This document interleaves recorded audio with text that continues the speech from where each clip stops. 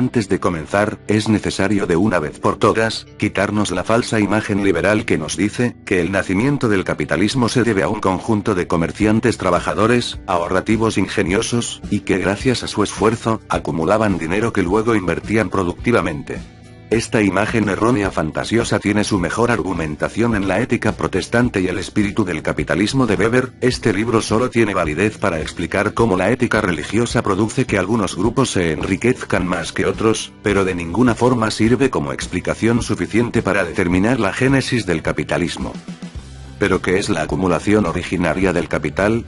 Marx explica a la acumulación originaria como el proceso histórico por el cual el productor se separa de los medios de producción. Este proceso se da paulatinamente empezando por cambios graduales en el modo de producción feudal.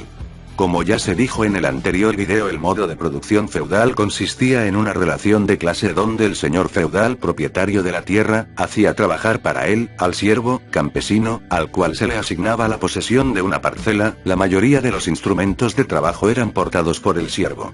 A pesar de que éste le tenía que pagar un tributo o prestaciones de trabajo, el siervo tenía cierto control del proceso de trabajo, así como el dominio del tiempo que debía asignar, tanto para el señor feudal, como para sí mismo. Uno de los primeros fenómenos que pone en crisis la sociedad feudal es el cobro en dinero de los tributos, pues lleva a una paulatina monetización de la vida económica, ya que los campesinos debían vender en el mercado una parte del producto para tener acceso al dinero. Si no lograban obtener suficiente dinero debían contraer deuda, ya sea con el señor feudal o una entidad externa. Esta cuestión llevó a la ruina de los campesinos, e incluso a perder la posesión de la tierra. Otro fenómeno que impulsó la monetización del feudalismo fue su creciente apertura comercial. Producto de esto, se perdió la relativa igualdad económica de los campesinos, pues se empezaron a diferenciar campesinos ricos con participación en el comercio con campesinos pobres excluido de este. La creciente apertura comercial, como se dijo, desarrolla una burguesía cada vez más numerosa y rica, pero también es la misma nobleza quien empieza a adquirir una mentalidad burguesa. Este fenómeno es visible en Inglaterra, Francia y Holanda, sobre todo. Marx describe este fenómeno en Inglaterra, donde después de la denominada Revolución Gloriosa, tanto la nobleza como la burguesía ven la necesidad de intervenir la dirección de la producción agrícola reemplazando las granjas por la producción pastoral con base en la elaboración lanera, fenómeno que determinó enormes consecuencias en el campesinado.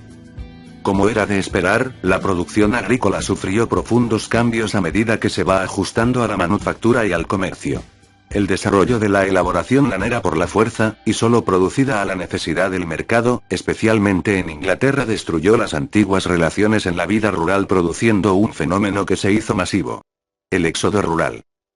Primero hay que sacarse la idea de que la migración del campo a la ciudad estuvo dada por la necesidad de que la gente del campo quisiera una mejor calidad de vida, sino por el contrario, fue un fenómeno violento, provocando la expulsión masiva del campesino. Arrasaba con su vivienda, si se resistía a dejar su hogar se aplicaba la violencia. Como consecuencia, pueblos rurales fueron desmantelados.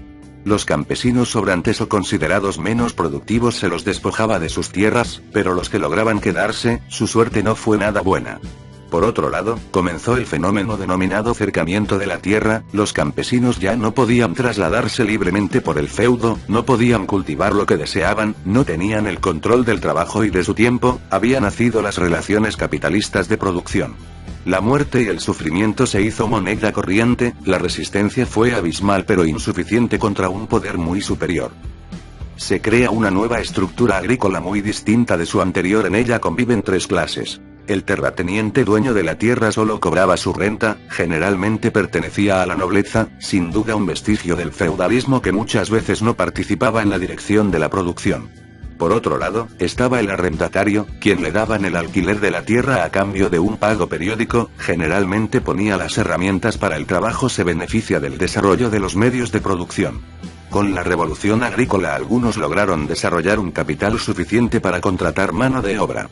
Por último, los obreros rurales eran campesinos que habían perdido sus tierras y por ende, su medio de subsistencia, por lo que no les quedó otra opción que vender su fuerza de trabajo a cambio de un salario.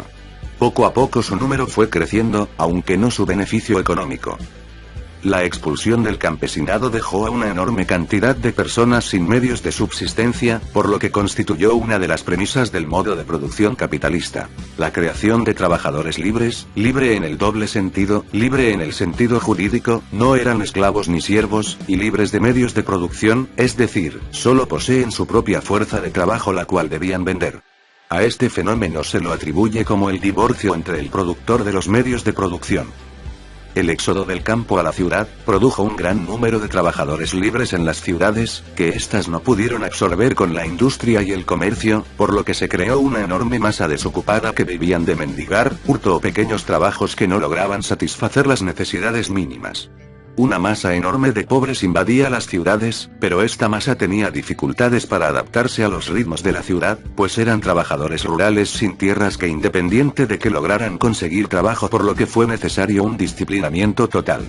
No es casualidad que nazcan leyes más absurdas de la historia como licencia para mendigar o ley del salario máximo.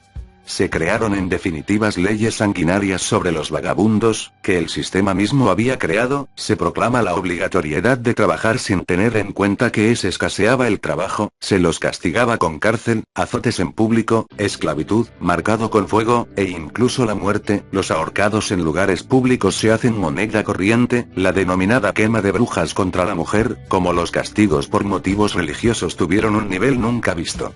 De la expulsión del campesino se pasa al exterminio del vagabundo, pues no se trata solo de un disciplinamiento, sino de eliminación de la población sobrante. Estas transformaciones significaban el fin de la economía de subsistencia y el desarrollo pleno de la economía de mercado, la conversión del trabajo como valor de uso por el de valor de cambio, es decir, como mercancía. La mercantilización de la vida cotidiana se refleja en la vida del trabajador rural, por ejemplo, ya no produce el abrigo que utiliza en invierno, sino que tiene que ir al mercado a comprar un abrigo, ya no puede comer los cultivos que trabaja, solo los puede comprar. Por eso ya podemos decir con toda seguridad que nacen las relaciones de producción capitalistas. Pero este análisis queda incompleto sin antes estudiar la explotación indígena, la esclavitud africana en América, así como el comercio de la India Oriental. Por ello desarrollaremos en un próximo video el modo de producción colonial de América.